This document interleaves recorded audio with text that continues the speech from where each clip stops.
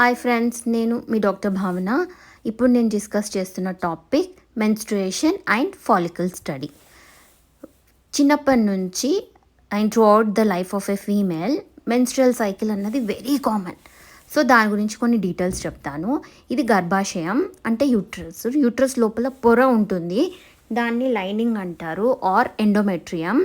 అదే షెడ్ అవుతుంది పీరియడ్ రూపంలో.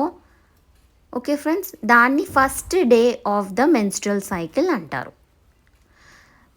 Menstrual cycle first day period నుంచి నెక్స్ట్ పీరియడ్ డేట్ వరకు ఉన్న డ్యూరేషన్నే మెన్స్ట్రల్ సైకిల్ అంటారు.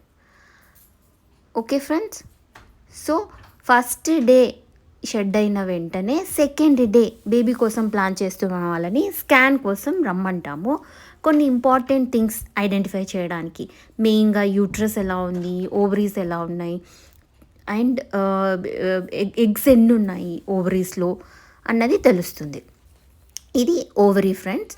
2 ఓవరీస్ ఉంటాయి. సో ఫాలికల్ స్టడీలో మేము ఫాలో చేసేది egg development in the ovary.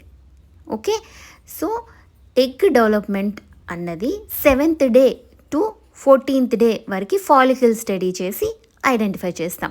అంటే మీరు చూస్తూ ఉంటారు 8 mm, 10 mm, 11 mm అట్లా 22 mm ఉన్నప్పుడే ఎగ్ అన్నది బయటకు వస్తుంది. బయటకు వచ్చి ట్యూబ్ నుండి యూట్రస్ లోపలికి వెళ్తుంది.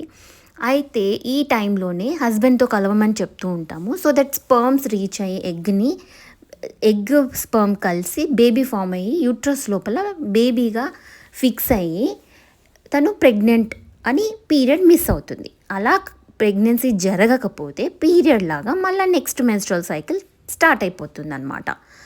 Okay friends.